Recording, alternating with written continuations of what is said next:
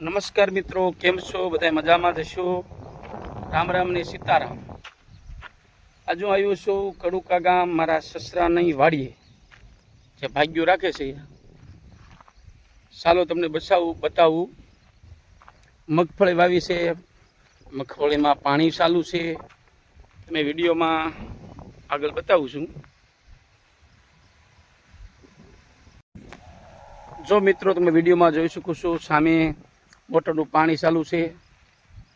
તમને જરાક ઝૂમ કરીને બતાવું. જ્યાં મોટરનું પાણી ચાલુ છે, આ વાડીમાં જો મકાઈ વાવી છે, મગફળી વાવી છે. તમે વિડીયોમાં જોઈ શકો છો. મગફળી 2 મહિનાની થઈ ગઈ, 2-3 મહિનાની. પોપટા નાના નાના આવ્યા જુઓ તમે વિડીયોમાં. આ બાજુ છે, આ બાજુ મગફળી છે. વાદળછાયું વાતાવરણ છે, થોડો થોડો તડકો છે, થોડી થોડી છાંયો છે. જો તમે વિડીયોમાં જોઈ શકો છો, આ મગફળી છે. ફૂલડા આવી ગયા છે અને નાના નાના પોપટા પણ નીચે આવી ગયા છે. આ બધી જ સસરાએ વાવી છે. તમે વિડીયોમાં જોઈ શકો છો મગફળી, જેને આપણે ગુજરાતીમાં ખોખા પણ કહેવી છીએ. ઘણા વિસ્તારમાં એને સિંગ પણ કહેવામાં આવે છે. એટલે 12 ગવે બોરી બદલાય, એટલે જેવો જેવો વિસ્તાર હોય એ પ્રમાણે એને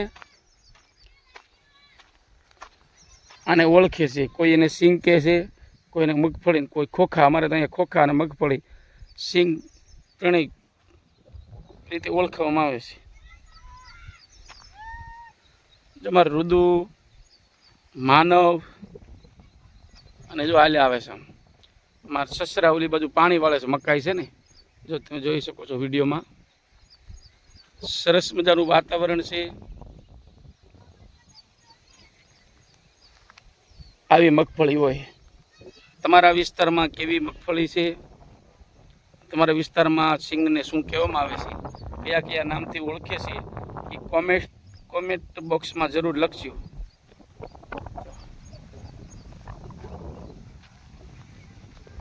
આ બૂટ છે, રાત્રે જીવ જંતુથી બચવા માટે આ બૂટ છે, જે પહેરી અને રાત્રે પાણી તમે વાળી શકો, જેથી જીવજંતુ તમને કરડી ન શકે. જો આ ખાટલો છે, રાત્રે વાહુ આવે ને ત્યારે આમાં હુવે. અને આ સિકલા છે બળદના, જે તમે સાથી હાંકતા હોય ત્યારે પહેરાવી દો તો મોલ ખાય નહીં. જો વિડીયોમાં